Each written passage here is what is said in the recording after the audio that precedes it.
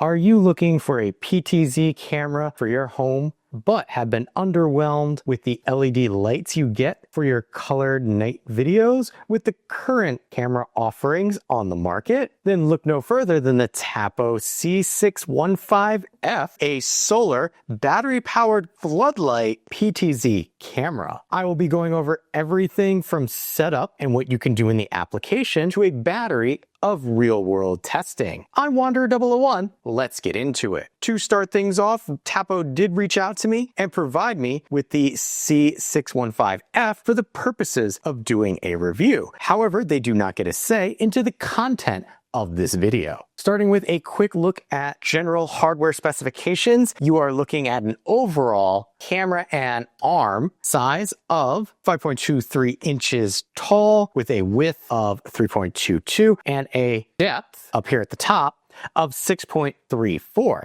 And that's because part of the actual arm to hold this up is built into the floodlight camera itself. There's no taking this off. Starting with the very large portion of this camera, this is our floodlight. It is slightly adjustable. Right here, you can see I can kind of aim that a little bit. The floodlight is 800 lumens and has a color temperature of 4000 Kelvin. So again, think of that. 800 lumens from a battery-powered camera is rather impressive. In fact, if you look right here, this is me showing you what the actual outside of my house looks like. And then once I turn the floodlight on, here's what my backyard looks like. It's crazy the amount of light that this puts out that I can see into the far reaches of my yard with no problem. Powering this is a 10,400 milliamp rechargeable battery. Tapo states that it has an estimated life of 140 days of average use without charging, but there are ways to keep this charged while it's out in your yard, which is great. If we turn things, which is interesting because if I take my arm here, you might have seen me playing with it before, this is adjustable so that we can kind of face this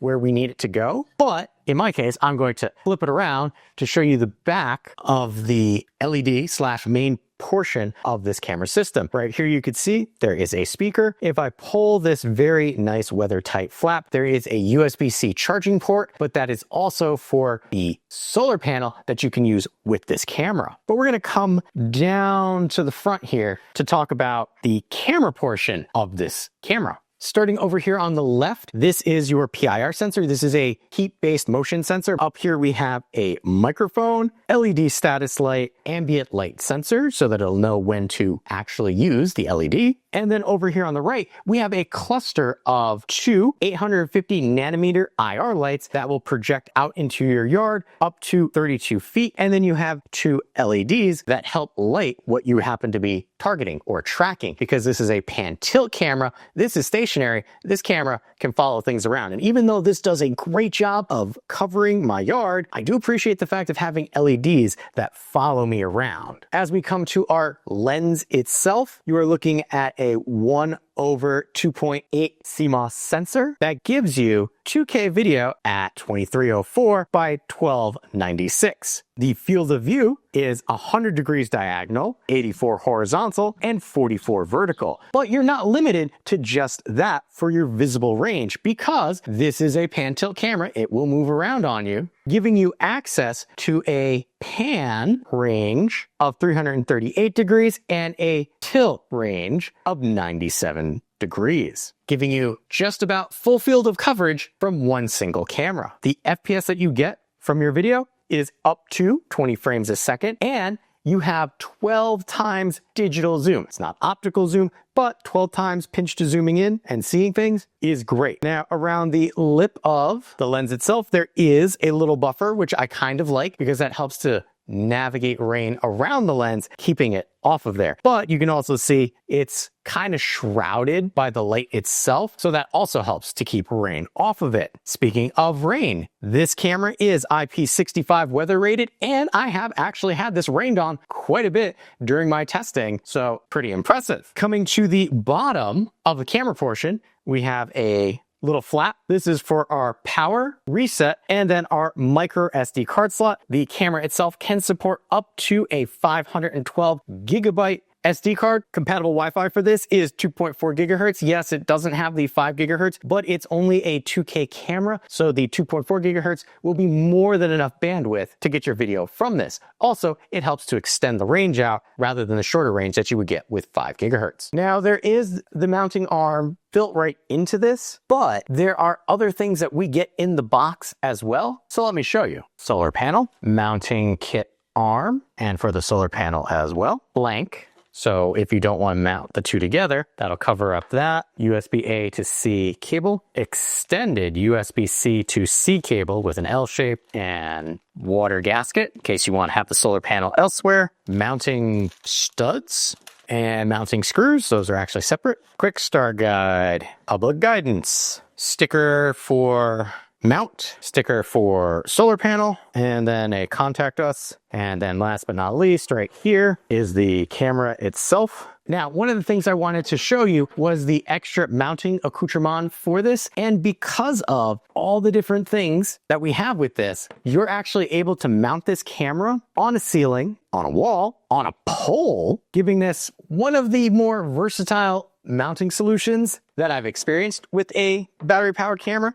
And if we take our wall mount here, click that into place, you can see we're starting to build out the kit. Now, I also want to say, remember that the arm is actually built into the camera housing, and the part that touches the back plate here is what you're going to try and remove if you ever need to. Don't be like me and try and force this off. You'll run into problems. But the mounting kit is only part of why this is such a great camera system. The other part is right here. This is the solar panel that you get as part of this kit. The solar panel itself is 4.7 inches by 6.8 inches, and there's an extra 13 feet of cable that you saw me pull out of the box. So if you don't want to put this directly on the kit itself, which I would recommend, it just makes it easier. But if you need to move this to get your sunshine somewhere else, you can do that. Now, Tapo states that with 45 minutes of sun a day, it will keep this camera floodlight powered. And I will say, I have been testing this for quite a while, and this solar panel has been able to keep up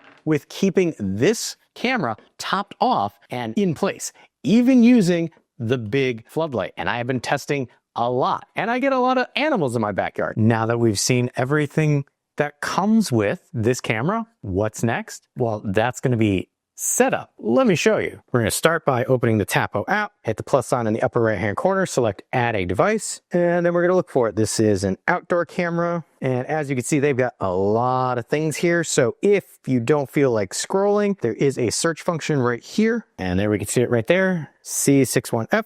All right, we have to power on the device, which is done on the camera portion here. It's a little flap, and there's a power button, so we're going to select that, and then that should start flashing. There we go. Red says camera on. We're going to hit next.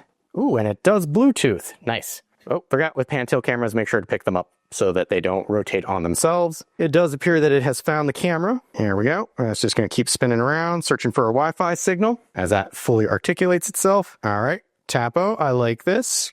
You've got my saved password and Wi-Fi network, and the Wi-Fi password is not showing, but on the next screen it does. So we're just going to cover that and hit next, and we're going to let this connect itself. Connecting to Wi-Fi. Just like that, connecting to Wi-Fi. Wi-Fi connected. All right, we're going to give this a name. Where is this going to be located? Going to say the backyard. This is to kind of create groupings for you. And then you could select a picture. Let's see if they have one for this particular camera. Yep, they do. That looks like it. We're heading next. It's not necessary, but I like to have the picture match. Tapo Care, you don't need that. Have to put a micro SD card in here, so don't forget to format that. You could skip that step for now, which is what I'll be doing. Got it. When do you want this to check for a firmware update? I'm going to leave it as is. Actually, no, because I got a lot of things checking at that time. I am going to say between 1 and 3.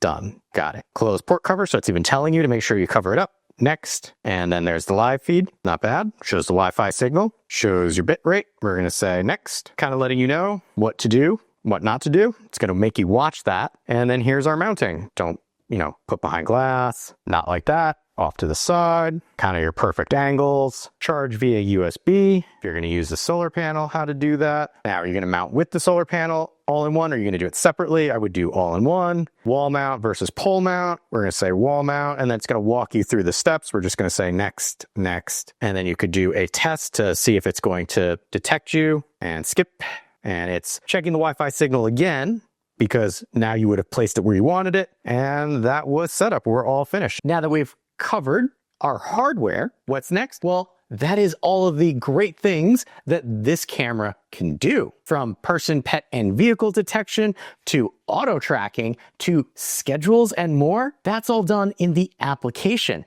But one thing I want to mention before I show you the app, person, pet, vehicle detection, things like that are free with Tapo. You don't have to pay extra for them. And I want to point that out because there are some manufacturers that don't do this. There are a couple others that also don't charge you for it. But I wanted to bring that to your attention because there's a lot that you can do with this camera out of the box without having to pay extra. Yes, Tapo does have their Tapo Care service, but they do not require you to purchase it to make this a functional camera. And I'm greatly appreciative of Tapo for that. Now, let me show you what you can do in the application. There is a quick toggle to set it to privacy mode by selecting that blue icon right there. It will also let you know its location, its name, and then its battery power status. Right now, it is at 100%. But not charging. If it was charging, it would be green and there'd be a little lightning bolt there letting you know it was doing so. If we select the camera, it will open itself up. Now, right now, this is utilizing its color night vision. It's not engaging any of the LED lights yet.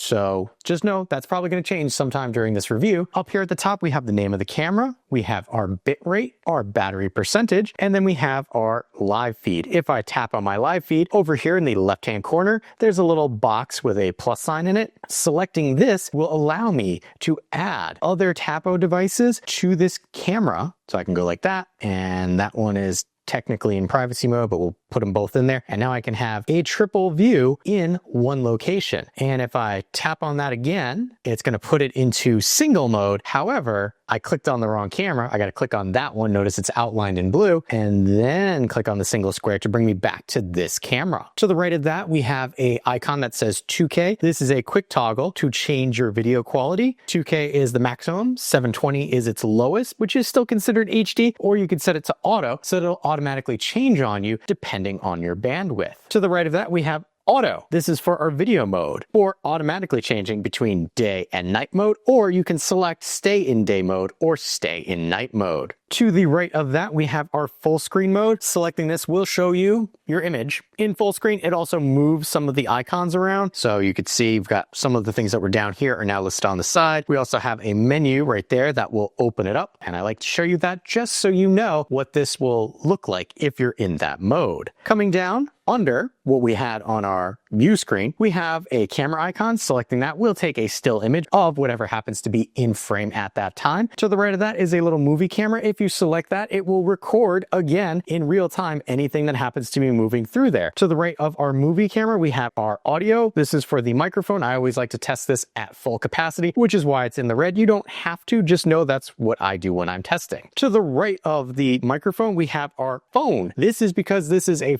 full duplex audio device. If I tap on this, I will tap to call, meaning that now I can have a live conversation with whoever's on the other end there. Nobody's there, so I'm just going to hang that up so I'm not killing the battery. To the left of our tap to call, we have our mic on and off and our speaker on and off. In the upper right-hand corner of this screen, we also have access to camera speaker volume and camera microphone volume. We also, right from here, have the ability to adjust our pan tilt. So I can select my pan tilt and move things around right while I'm talking without having to bring up the pan tilt options. On our pan tilt settings on this page, we can adjust the percent or degree in which our pan tilt will move. That's also accessible in another location, which I'll show you. Under our strip here, starting at the top, we have our talk. If I select this, this is different than the full duplex option there. This one, we actually have to press to hold, and you'll see blue around my finger emanating out. That is push to talk. You have to hold it there. And just like before, these settings are for the speaker and the microphone.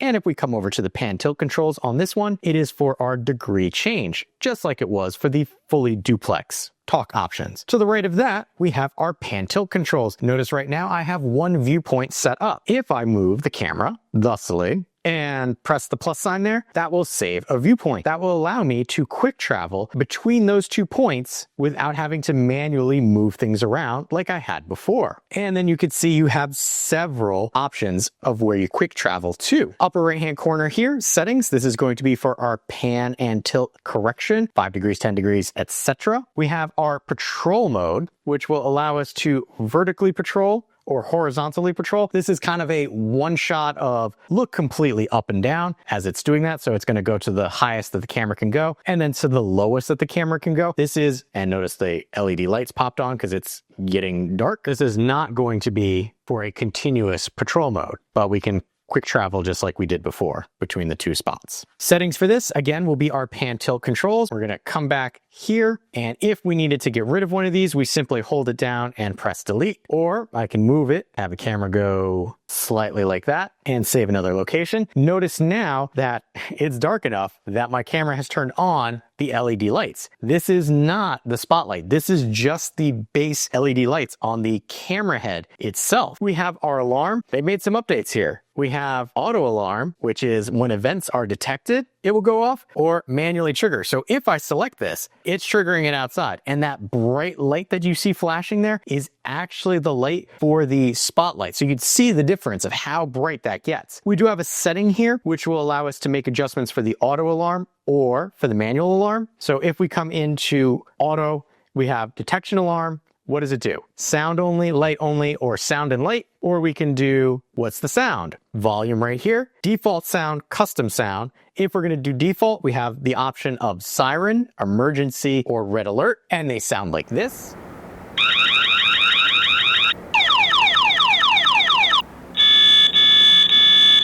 If we wanted to do a custom sound, we simply select it, say custom sound, and then we would record our custom sound. This is a recording for the custom sound. Notice that we only have 15 seconds to make up our mind as to what we want this to say. Better finish right now. Hit the stop button. Press play. You can kind of hear it from the phone itself, but it would be saying it outside. You have the choice of record again or select save. Saving that will save that as your custom sound that will be used going forward should you choose to use custom instead of one of the defaults. We're going to back that out because that was our sound type. We have alarm duration, we have default, or you have custom, which is anywhere between 50 to 30 seconds. And they do show that you can do custom, and that's just kind of picking anywhere in between. Alarm event type. Well, what do you want to trigger this? Well, I don't have cars back there, don't really want motion. I have some pets back there that I don't want to be back there. And if you're a person, I definitely want this going off, letting you know. And then you have an alarm schedule. So if you don't want this going off all day, you can select during the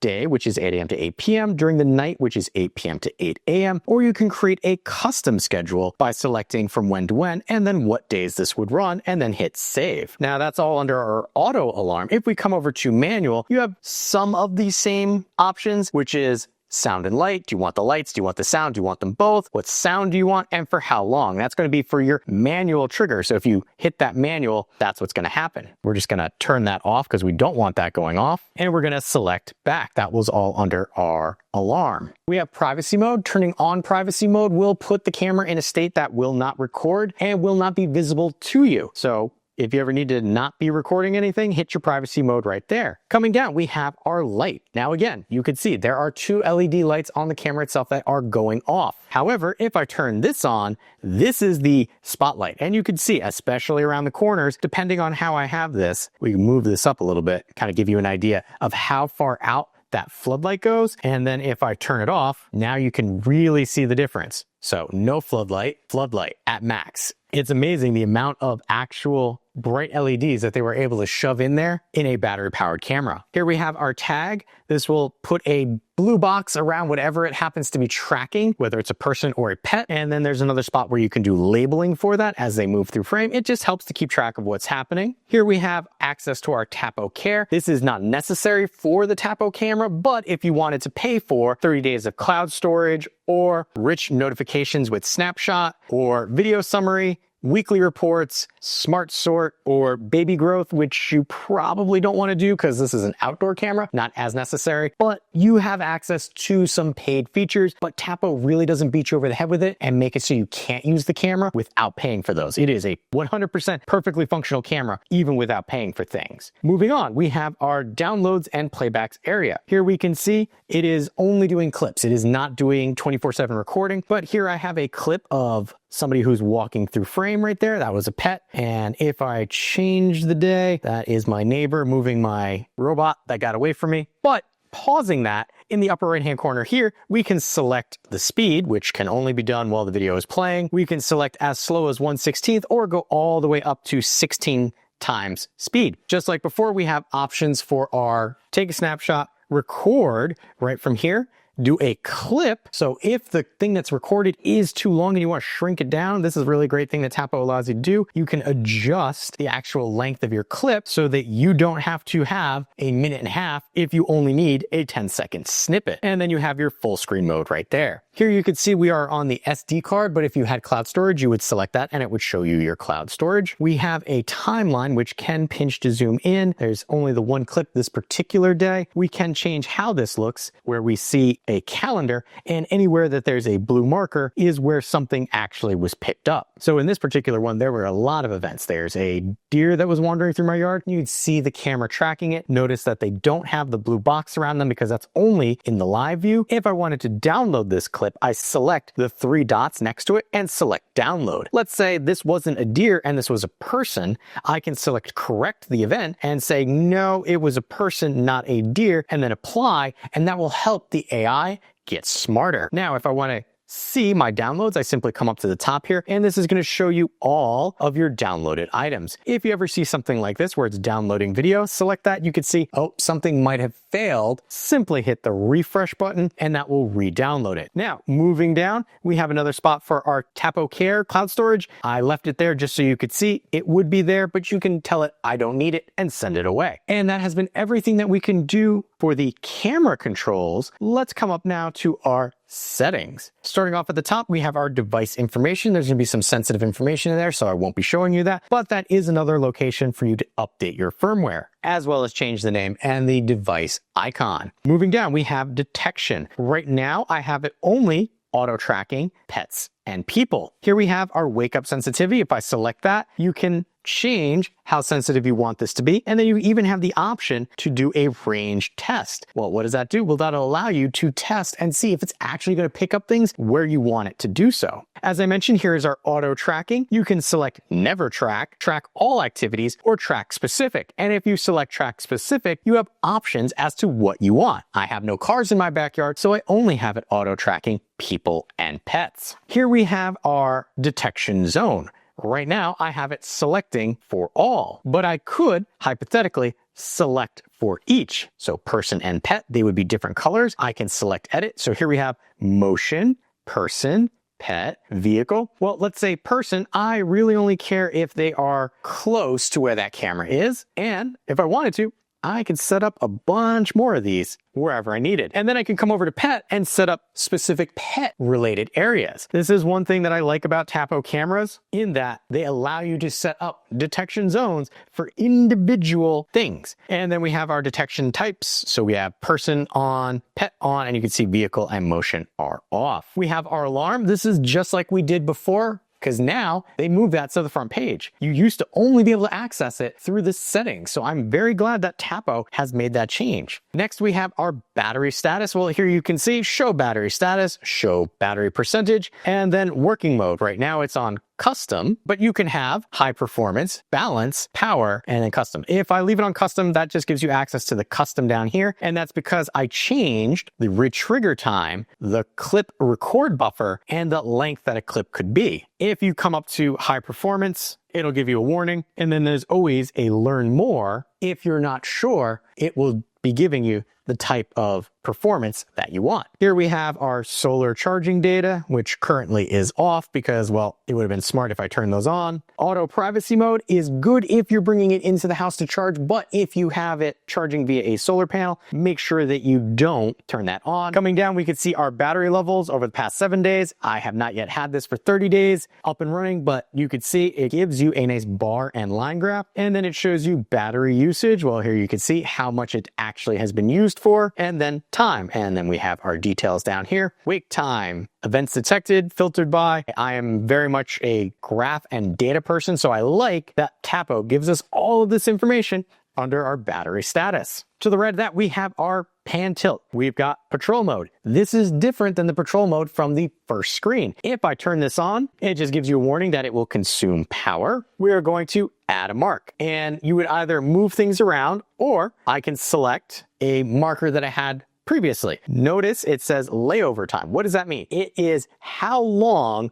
will this stay in that location before it moves to the next location. So this is not a true patrol mode where it's constantly moving between. It's going to be a minimum of an hour in one location. You also have timed panoramic photography. This is interesting. I have done this with my other Tapo cameras in that you could set a specific time, and then every day at that time, it will just take a sweeping panoramic picture of your backyard or wherever you have it. Here we have our pan tilt degree angle, and then we have our pan tilt correction. What this will do is work the camera through all of its angles and set it to its true center. So we're going to let that do that in the background while we move on to floodlight settings. Up at the top, we have our brightness. Now notice if I select this, that actually turns on the floodlight, and then we can adjust the brightness here. So if you don't need maximum brightness, you can turn that on and off. And I like the fact that they give you this little preview window. We also have light on and off gradually. I've tried this. You might have seen it when I was showing you the clip of the deer, in that it will gradually turn itself off and then on. On is not as noticeable, but the off is really noticeable. So I kind of turn that off because I like the quick cut. And then you have your auto off timer, 15 seconds up to 5 minutes. I found 30 seconds is probably about the sweet spot for my personal use. We have our auto on settings. So it will automatically turn on based on sensor detection. And in my case, I have that at 8 for the sensitivity. And then extended time on, I have it for an extra 3 seconds, but you can go all the way up to 2 minutes after having detected something. And then we have auto on effective time. Well, do you want this during night mode when the camera turns itself to night mode? Do you want this during sunset to sunrise? Or do you want a custom date and time? I've been leaving it at night mode and have found that to work fairly well. Here is another location for our Tapo Care. And then we'll move down to our storage and recording. Right now I have it set for local recording. If I open up my local recording, here you can see it's set for loop recording right there. Shows you how much has actually been used. And then they have SD card encryption. This is a new feature that Tapo has been rolling out to a lot of their newer cameras, in that you can encrypt your card, where it will be device specific access. So if I took this SD card out and put it in another camera, it would not work. Strong authentication method, meaning there would be a second password just to access the camera. And then Tapo app access only, meaning this SD card will only work if viewed through the camera and viewed through the Tapo app. I would not be able to pull the SD card out and put it into a computer and see what was going on. And then at the bottom there, we have format SD card. Coming down, we have clip settings. Here's our retrigger time, where you have an adjuster. You have your buffer recording, which is why my recording was set for custom and not high efficiency. And then your maximum clip length, all of which are adjustable. And then you have your record sound toggle. If you live in an area where you cannot record audio with your video, that's how you would turn it off. Here we have LED status light on and off. That's just an LED on the front of the camera letting you know something is happening. Here we have our Wi-Fi network connectivity. Won't show you that, but you can access that if you ever need to change the network. Coming down, we have privacy mode. Just like we talked about before, turning on privacy mode will turn the camera into a state that does not allow you to visibly see what's going on in the live feed, or it will not record. And if allow floodlight on, if this is enabled, floodlight will remain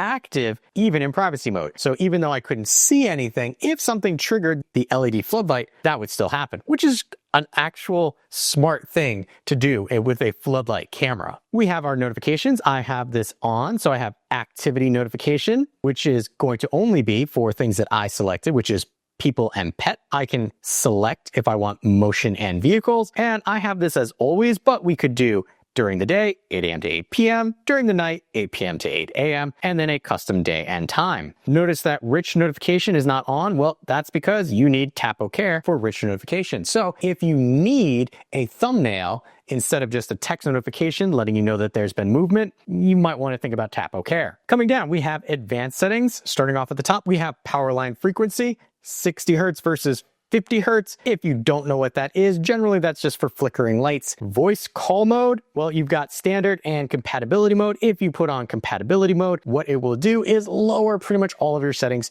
just to make sure that you can actually make that video call. It might be degraded, but you'll still be able to do it. And then display settings is going to be the same thing for our hardware acceleration. If your hardware can't accept it, but you still need to make that call, you turn on compatibility mode and it will lower its settings. We have diagnostic on or off. If you turn this on, it's going to allow Tapo to gather information about your app and phone. Don't need to do that, but if you ever need to diagnose it, that's where that is. We have share device. Well, what do we want to do? We want to share this, and this will allow you to share this camera with somebody else who has a Tapo account. Smart actions. These are generally pretty good. If you have a lot of Tapo devices, you can say, if the camera detects a person outside, turn on this LED light, or if the camera detects a pet, turn on this exterior light, and they give you kind of like some pre-samples of what you can do. You can also create your own, which is very much an if this then that workflow. So during what time, when this trigger happens, if you don't have to, then this action happens.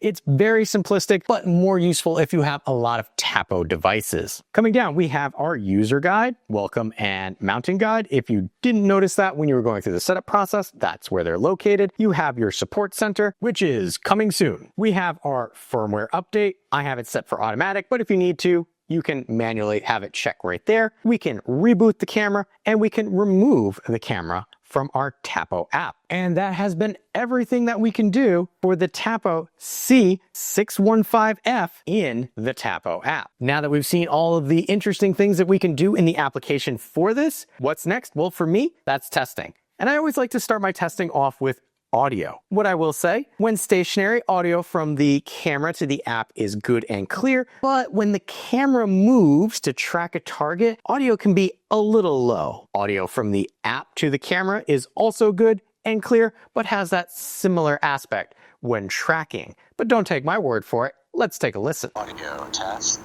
Tapo battery-powered outdoor floodlight. Alley sells seashells by the seashore. Peter Piper picked a pack of pickled peppers. Test 1, test 2, test 3, end test. He sells seashells by the seashore. Peter Piper picked a pack of pickled peppers. Test 1, test 2, test 3, end test. Something you might not have considered is picking up or motor sounds from your video or somebody standing next to the camera. What I will say, for the most part, you're not going to hear any motion sound from this out in the wild. Like if you're standing next to it, you're barely gonna hear anything. If you're listening in your video, honestly, it wasn't loud enough that I could hear it. That's partially how this is built with your microphone and everything down here, and your motor up here. So there's enough of a separation so that you're not going to pick up that type of rotational sound, which is good. But again, don't take my word for it. Let's take a listen.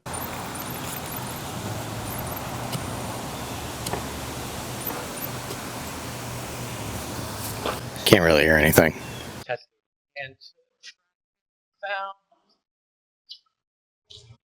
Do this, get up close. Back up, back up. Actually, motorized sounds while I'm moving around.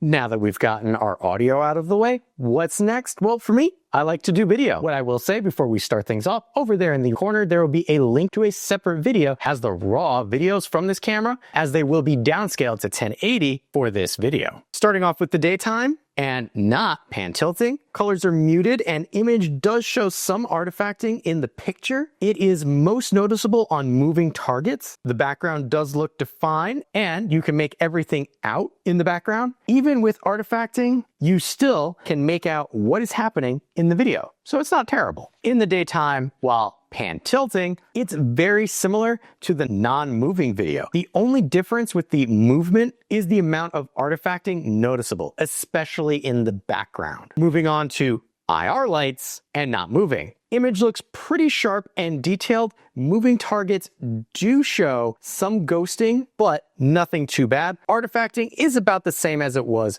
during the daytime. Night IR with movement, background becomes almost unusable to see detail while the camera is moving around. Target being followed does become blurry because of artifacting. Depending on how close and how quickly the target is moving determines the amount of detail that is lost in the image, including facial features. But honestly, if you're getting this camera, you're probably not going to be relying on the IR lights. Moving on, nighttime with the two LEDs. Images close to the camera are sharp and bright, but the further away from the camera, the more muted and less defined the image becomes. Moving targets do show ghosting no matter where they are in frame, and faster moving targets do show more artifacting around moving limbs, arms and legs, things of that nature. Nighttime LED with movement, very much like non-movement, the picture quality does get worse when trying to track a target. Moving to our nighttime spotlight non-motion using the maximum output from the camera. Max light fills the image very well. Things close to the camera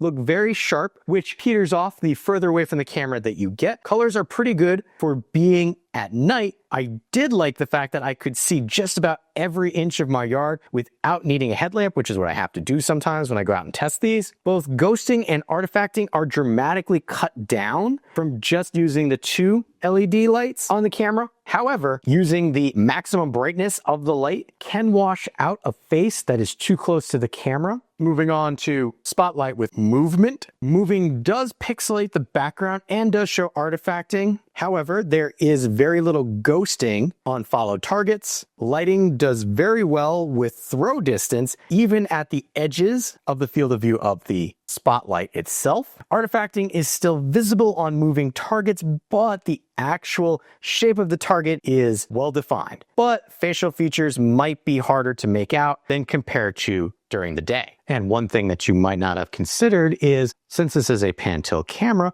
what happens if two people enter into the frame? Who's going to get tracked? I did test this out, but my assistant doesn't like to be on camera, so just take my word for it.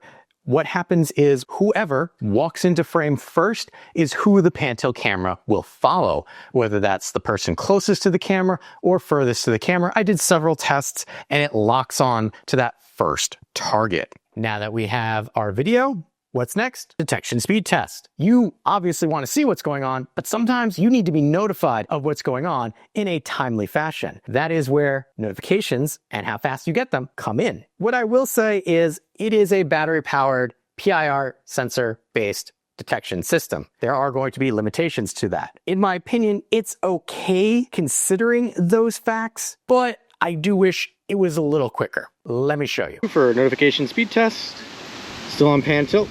Let's go. It's following me. It's locked on. Come on, send a notification. There we go. 6 seconds, not bad.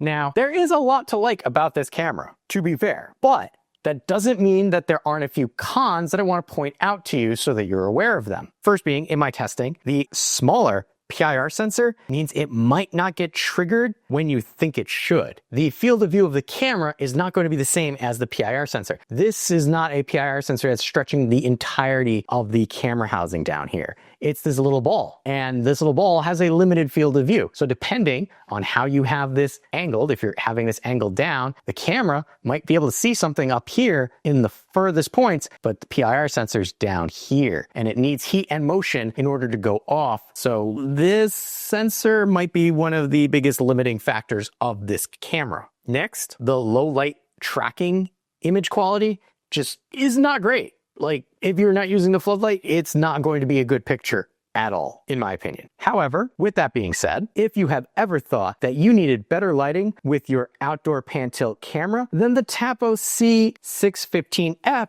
should be at the top of your list. The actual amount of light you get from this battery-powered camera is impressive, and not being wired means you can get creative with the placement of it. Because of that, I can strongly recommend it, as you're not going to find a better lighted camera on the market right now in this type of form factor. Does this sound like the floodlight camera you've been looking for? I will have a link where you can pick one up for yourself in the description area below. What do you think? Does this sound like the floodlight camera you've been looking for? Or do you have a different recommendation that I should check out? Let me know in the comments area below. If you appreciate the time and effort that goes into making a comprehensive video like this, make sure to hit that like button to help other people find the video as well. If you like what I'm doing here and want to be notified of my next review, hit that subscribe button. Still not sure this is the right outdoor pan tilt camera for you? On screen now, you'll see 2 other reviews that I've done